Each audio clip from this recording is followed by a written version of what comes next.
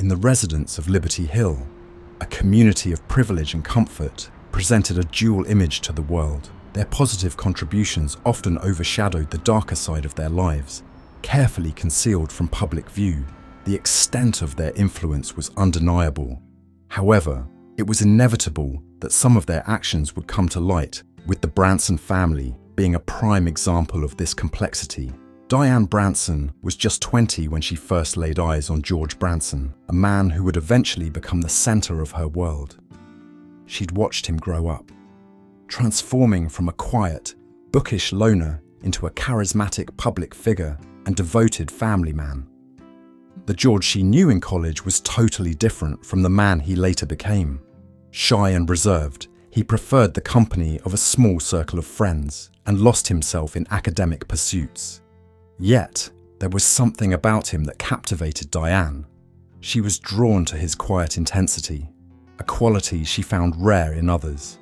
Discovering they were both medical students, Diane saw her chance to get closer. She'd arrive early to class, hoping to take the seat beside him. Her attempts at conversation were met with brief, clinical responses. Determined to break through his reserve, she focused on their studies as a common ground. A breakthrough came when she topped their class. George unexpectedly asked her name. It was a small gesture, but for Diane, it felt like a major victory. From that point on, their dynamic shifted. George began to open up, initiating most of their conversations and inviting her to sit beside him. It was the start of something new. Their friendship deepened as they spent more time together, getting to know each other more. But it was during one of those causal encounters that their conversation took an unexpected turn. The day unfolded in a leisurely manner, a perfect backdrop for a life-changing moment. Sharing a simple snack under the shade of a tree, he surprised her with a question she'd been eagerly awaiting. How did she manage to excel in something she didn't enjoy? It turned out her path was chosen for her. Her parents, the family's financial providers, insisted on medicine as her course. Despite her lack of interest, she didn't let it hold her back. With a smile, she credited her mother's wise words. If something is worth doing, it's worth doing well. This determination, ignited by her mother's advice, had become her guiding star. As their conversation deepened, he dropped to one knee, his heart echoing the question in his eyes. Overwhelmed with joy, she couldn't contain her excitement, her yes filled with pure happiness. That day marked a significant milestone, a cherished memory in her heart. While it held a special place, the ultimate happiest day, as she often reflected, would be the day she united her life with George Branson in marriage. Their wedding day was a fairy tale come true, a celebration of love and unity. Little did she know, this happy life was just the beginning of a journey filled with unexpected twists and turns. Years later, at 33, Diane's life had transformed dramatically. Surrounded by the love of her husband and the boundless energy of her sons, Mike and Tom, she'd found a peace and fulfillment she'd never imagined possible. As a stay-at-home mother, her days were a regular pattern of care, creativity, and constant vigilance. The quiet that descended upon the house when her family departed for work and school was a bittersweet feeling. While she cherished the solitude to pursue her passions, loneliness often crept in. Time seemed to stretch endlessly, and she found herself counting down the minutes until their return. Cooking became her solace, a therapeutic outlet where she could channel her energy and creativity. Reflecting on her journey, a smile played on Diane's lips. The young woman who once doubted the institution of marriage and the complexities of motherhood had blossomed into a confident, loving mother figure. Her parents' chaotic relationship had affected her childhood, leaving her with a deep-seated fear of abandonment and a skepticism about love. Their constant infidelity, a painful open secret, had made her feel invisible, her feelings and needs disregarded. The decision to marry had been a leap of faith, a defiance of the patterns she'd witnessed growing up. And when she discovered she was pregnant, fear had consumed her. The thought of nurturing another life felt daunting, given the emotional neglect she had experienced. But her husband, a rock of support, removed her doubts. His undying love and commitment created a safe haven for her to grow into motherhood. Even with his demanding career as a surgeon, he made a conscious effort to be present for his family. Diane admired his dedication, but also understood the toll it took on him. She was determined not to burden him with her worries, striving to create a harmonious home where he could find respite. As she looked at her two lively boys, Diane felt a surge of gratitude. They were her world, her greatest accomplishment. Yet, a small part of her asked for something more, a way to express her profound love and appreciation for her husband. His upcoming birthday presented the perfect opportunity to create a lasting memory. The countdown to George's 38th birthday was filled with excitement and nervous anticipation. Diane had meticulously planned every detail, hoping to create a truly unforgettable celebration. The party itself was a lavish affair, a testament to George's success and influence. Surrounded by friends, family, and esteemed colleagues, he was the center of attention. For Diane, it was the perfect stage to unveil her long-held aspiration. The anticipation was almost suffocating, but the thought of sharing her dream with the man she loved made her keep it in. While George worked the room, his charm and wit captivating everyone present, Diane retreated to the kitchen. Traditionally, she would have left the culinary duties to the hired staff, but today was different, so she had to prepare something special. As the hours ticked by, the aroma of sweet ingredients filled the air, a tempting taste of the feast to come. When the time was right, Diane approached George. The room was busy with conversation, but his focus was entirely on her. In that moment, she felt a rush of courage. With a nervous smile, she asked him for a private moment. As they stepped away from the crowd, her heart raced. "There's something I need to tell you," she began, her voice sounding softly. "I want to be a chef." The words hung in the air, heavy with expectation. George's attitude shifted instantly. The jovial expression was replaced by a look of concern. He explained that such a career choice would be detrimental to their image. As a doctor's wife, she was expected to uphold a certain standard, and being a chef simply didn't fit that class. He emphasized the potential backlash, both for him and their family. Diane was heartbroken. She had nurtured this dream for years, secretly honing her skills in the kitchen. Her mother, a woman with many shortcomings, had been an unexpectedly inspiring figure in this regard. Despite her own culinary incompetence, she had instilled in Diane a deep appreciation for food and flavor. Diane's mother had always dismissed her daughter's aspirations, insisting that cooking was a domestic skill, not a profession. The sentiment was a product of her time, a reflection of societal expectations. Haunted by her mother's words and George's rejection, Diane retreated into a world of doubt. The weight of rejection settled heavily on her as George asked not to be disturbed and slammed the door in her face. She felt worthless, like she didn't matter. The desire for solace led her to the quietness of the second parlor. A solitary figure was engrossed in a smartphone, oblivious to her entrance. It was Tyson Williams, the only son of their esteemed neighbors, the Williams. George often spoke highly of the family, their medical skills a constant subject of admiration. The boy looked up, startled by her presence. Diane's mind was a whirlwind of emotions, and the sharp sting of whiskey offered a temporary solution. 3 shots later, an appearance of numbness settled over her. Curiosity sparked as she wondered what a young man like Tyson was doing at an adult party. Gathering her courage, she asked him point blank. With a maturity beyond his years, Tyson explained that at 19, he was considered old enough to represent his parents, who were too preoccupied with their medical careers to attend. There was an odd bonding in their shared isolation. Both were outsiders in their own way, caught between the expectations of others and their personal desires. Diane found a strange comfort in Tyson's company, a silent understanding that transcended the age gap. As the night wore on, Diane couldn't help but laugh at Tyson's nose as it looked like it had a mind of its own. He seemed confused by her laughter, and as he leaned in to ask what was so funny, she playfully tapped his nose. Taken aback, he raised his face, and their lips met unexpectedly. For a brief moment, the world stood still.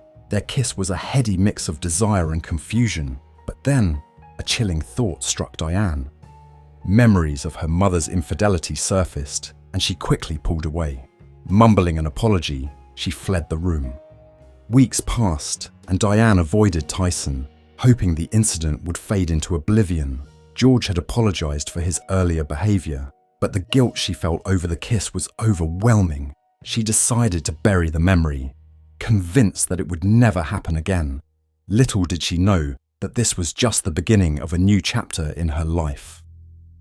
One morning, an unexpected knock on the door caught Diane off guard.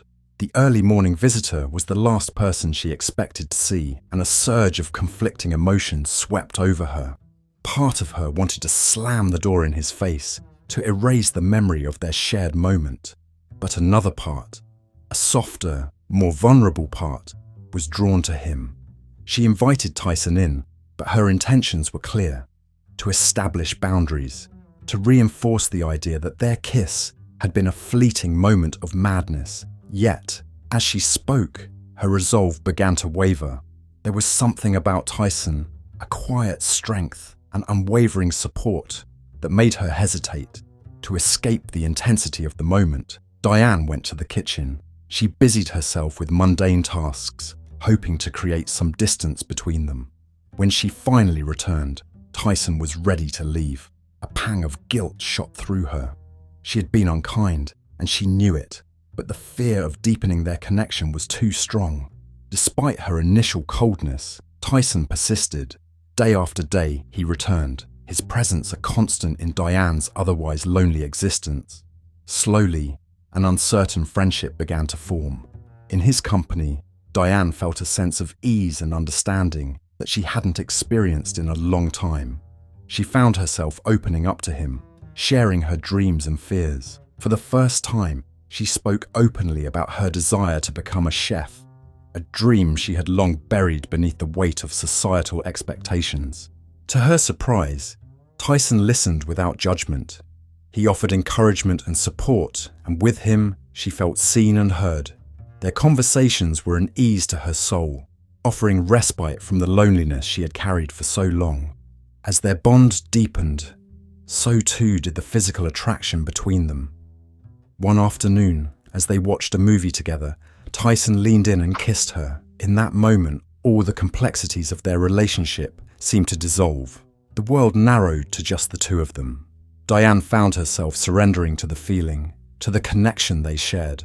It was a departure from the life she had carefully constructed, a leap into the unknown. This newfound intimacy brought with it an unexpected clarity. Diane and Tyson's connection was unconventional, yet it was a source of unwavering support for her. With his encouragement, she began to rediscover her voice, a voice that had been silenced for far too long. The realization that she was living a life dictated by others was a painful awakening. One fateful day, fueled by a newfound determination, Diane marched into George's sanctuary, his study. It was a bold move, a direct challenge to the power dynamics that had defined their marriage. As George opened his mouth to protest, she silenced him, her voice firm and resolute. The woman who had once been a meek bystander was no more. The weight of societal expectations had been crushing, forcing her to conform to a role that didn't align with her true self. But no longer. She was tired of being a shadow, of living in the confines of someone else's vision.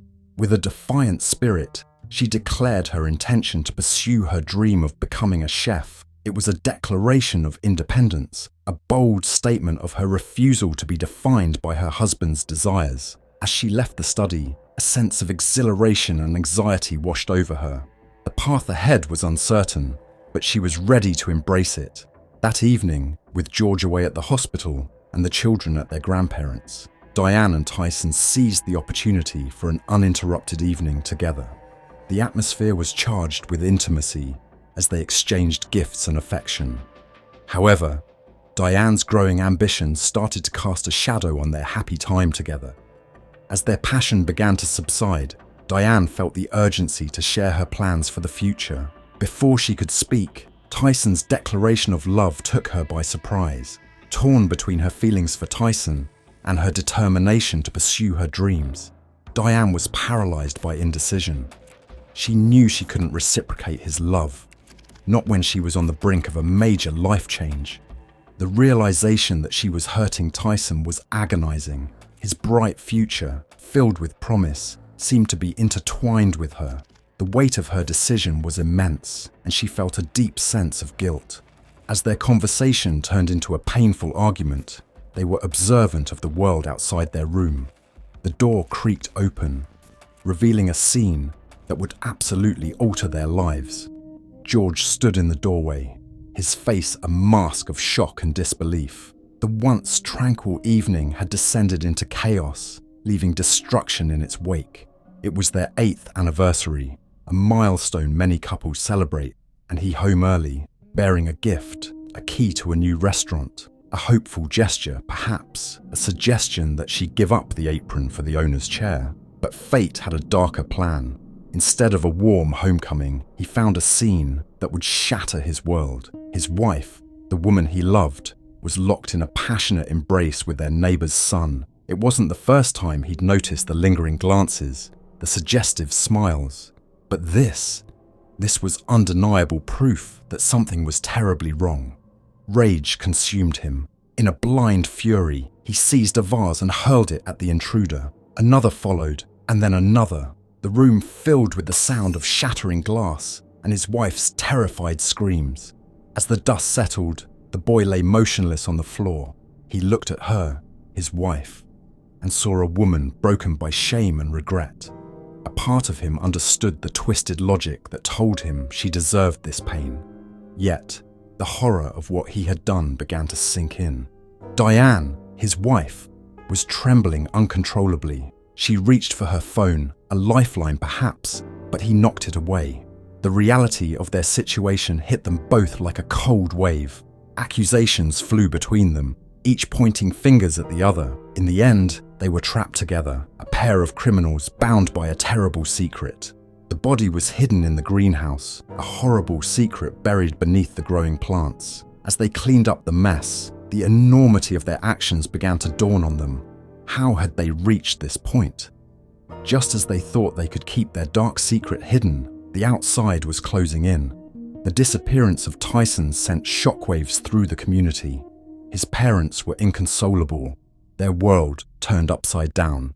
With no leads of their own, they turned to the police for help. Detectives began their investigation by questioning neighbors and friends. A common name kept popping up: the Bransons. It seemed Tyson had been a frequent visitor to their home, and this became a crucial piece of the puzzle. 3 days into the search, the police arrived at Branson's doorstep with a search warrant. Leading the team was Officer Clark, a seasoned detective with a sharp eye. As he and his team began their search, Officer Clark noticed an unsettling air about the couple. George Branson appeared calm, but Diane seemed on edge, her eyes moving around nervously. The search of the house yielded no results, but Diane's behavior grew increasingly erratic. She asked the same questions repeatedly, her voice trembling. After a thorough search, the officers thanked the Bransons and left, promising to be in touch. But Officer Clark had a gut feeling. There was a strange smell coming from the greenhouse that caught his attention. Hesitantly, he opened the door. What he found inside was a horrifying discovery: Tyson's body, decapitated. The evidence was overwhelming. George and Diane Branson were arrested for the murder of Tyson Williams. The once seemingly perfect family was now a symbol of tragedy. Diane, consumed by guilt and remorse, confessed to her role in the crime. Her world crumbled as she realized the devastating impact of her actions. In the end, justice prevailed. George Branson was sentenced to life in prison, while Diane received an 8-year sentence for her involvement in the crime. The case of Tyson Williams became a harsh reminder of the darkness that can lurk beneath even the most seemingly ordinary lives. Thank you for watching. If you enjoyed this video, please like, subscribe, and comment below. Don't forget to turn on notifications to stay updated with our latest content.